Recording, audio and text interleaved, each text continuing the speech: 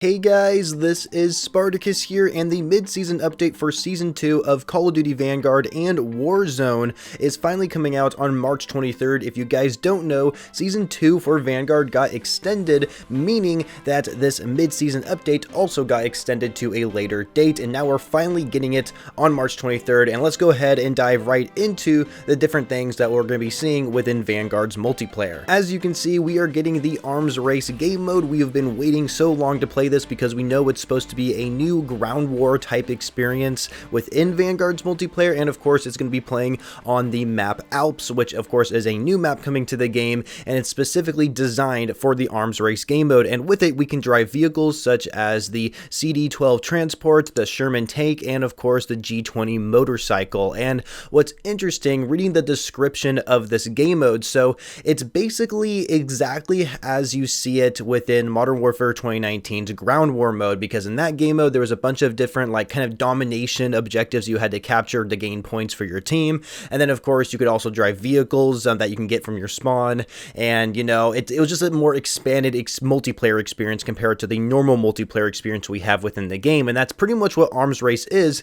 However, it doesn't look like that you can actually spawn in with your loadout. In matter of fact, you have to use cash in order to actually use your custom loadout, along with a bunch of other things such as the Sherman tank and even the CD-12 transport. However, the motorcycle is free to use whenever you want, which I guess is good to see, but it looks like you're going to have to scavenge for weaponry, and you're going to have to buy weapons at buy stations in the certain different quote-unquote bases that you capture. And I find it quite interesting that they're kind of combining the Champion Hill aspect, at least when it comes to the buy stations and the whole cash aspect, into this ground war experience. I mean, from what I read, it doesn't look like that you can actually spawn in with your loadout. It looks like you actually have to pay for your loadout at a buy station in one of the bases that your team has captured. And so I'm really curious how that's going to actually play out. And it looks like you can actually build things as well, and you can also destroy certain things, especially with the tank. They even we're talking about how you can destroy enemy gates using the tank and stuff like that. So I guess that's a pretty cool feature, but I do find it a little concerning if you can't use your custom loadouts most of the time. Maybe once you buy your custom loadout, maybe you get to keep it for the rest of the match. That could be how it works, but that's not what I read over on their blog post. So I do find the mode to be quite interesting. I just personally don't know how frequently I'm going to be playing on this. I guess it depends how good the Alps map actually is, but we'll have to wait and see on how it plays out. And make sure you guys are subscribed to the channel, where I will upload gameplay of the Arms Race game mode. There is also going to be some new season rewards and skill division rewards added to rank play today. So the day this video gets uploaded, these have already been added. And so there's going to be 2 weapon blueprints, 2 weapon camos, 2 charms, exclusive spray, season 2 sticker, ranked legend operator skin, and a skill division emblems and charms. And of course, I'll have an image on screen so you guys have an idea what some of these rewards look like, which is good. I think it's always best to add rewards to some sort of ranked play system in Call of Duty. It's something that we don't really see anymore within the series, and so they brought it back within Black Ops Cold War. It was really late in that game's life cycle, but at least we're seeing it pretty early on in Vanguard's life cycle, so it's great to see that they're adding all this stuff in. And of course, they added a new skill division where you're basically in the top 250 players out there, which makes you eligible to actually participate in tournaments and stuff like that. Hopefully I'm getting my facts right on that. Personally, I don't play ranked play that much within Call of Duty, even though I actually want to start playing ranked play within Vanguard, because I think Search and Destroy and a lot of the different objective game modes play really well, and I really enjoyed my time watching it during the CDL majors, and so I really want to get into ranked play and make a video and talk about it. But yeah, if you guys are into ranked play, they're adding more rewards and a new skill division if you're one of those people who wants to grind to that top 250. Now let's go ahead and talk about what's being added to Warzone through this update, and the first thing that we're all pretty much aware of, and now we have more details on it, is the Rebirth Island map update. And so there's going to be at least 3 points of interest that are going to have changes to it. So for example, the docks area is actually going to have a ship come up to the next to the island for you to get access to, and I think it definitely makes that area a little bit more interesting. And then of course the prison courtyard is getting an update as well, where it looks like they're kind of adding more cover in that area, where previously it was just wide open and it was basically a death sentence if you had to run through there. And then of course we have security area, which is now going to be called Stronghold, and they updated this to add more buildings and a lot more cover and close quarters engagements. Thank goodness, because because security area was like the worst place to land when it came to anywhere else on Rebirth Island. So I'm really happy they changed security area to what we see now called Stronghold, and it looks really cool. You could definitely see people like going there a lot more frequently, I suppose, but you know, it's still in that part of the island where like if you land there, the only way to like get out is like basically in just one direction towards the island. And so I think that's the biggest reason why nobody really went there in the first place. But nonetheless, I do like the update to security area and changing it into Stronghold. I think it looks so much better than it did before. We also got some new game modes coming to Warzone. They're not really new, they're just slightly different. Like for example, we're getting Rebirth Payload, which is just literally the payload game mode we saw within Verdansk, except now it's going to be on Rebirth Island. So I'm curious how that's going to play out. And then we also got Rebirth Blood Money, which is basically just plunder coming to Rebirth Island. And then we have Rebirth Resurgence Solos. This I think is going to be quite interesting because Rebirth is pretty much really popular based on its Resurgence game mode. And now that they're adding a solos versions, I'm curious how that's going to play out. And I believe you only get up to 3 respawns within Resurgence Solos.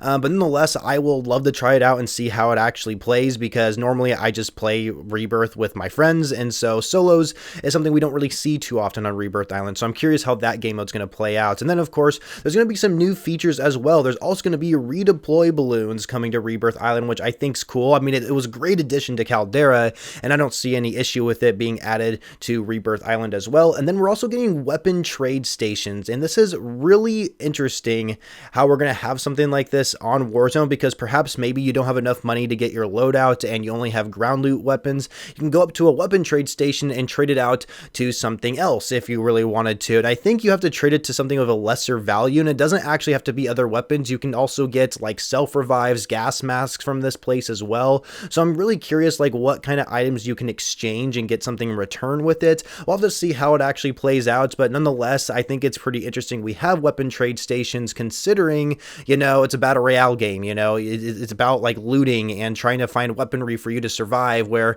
now I think this is really going to change up, I think, the way that I think Warzone plays, honestly. And I don't know if these are actually coming to Caldera. I don't know if that's actually going to be the case with these weapon trade stations, but Rebirth Island for sure. It seems like everything's all focused on Rebirth Island within this update, and so it looks like it's coming to there. I'm not sure if they're coming to Caldera, but I guess we'll have to wait and see. And then of course we have some other things. We have new operators like Gustavo, but it's probably going to be tied to a bundle, so there's no way for me to be able to get him for free. Then we're also getting a new weapon, the Armaguerra 43. I think that's how you say the gun's name. It's actually an SMG, and it's extremely fast with its fire rate, and so it's definitely going to be obliterating enemies at close range. I'm curious how it's going to play in Warzone as well. There's also going to be a Call of Duty League event called Resurgence Rebirth Island, I guess. I'm not really sure. It's Call of Duty League events, so I guess there's going to be some sort of Warzone event going on there. And then of course some other bundles, you know, we got like the Toxic Valkyrie, we got Snoop Dogg coming to the game, which I'm sure you all heard about, and then Island Expedition Pro Pack, which I could care less about. Snoop Dogg I think is cool, but you still have to pay for him, which really sucks. But there's also going to be a Rebirth Reinforced event, which is going to have some new challenges and some rewards for us to earn by completing those challenges. I always like these events in Warzone and even in standard multiplayer as well. It definitely always kept me engaged. It made me want to go for something besides winning, which is something they need to have more often, I think, in Warzone. So I'm always excited for them to have kind of these mini events to go on. And then of course we are getting an update to Vanguard Zombies, and we are finally getting ourselves a pause feature to solo and private matches.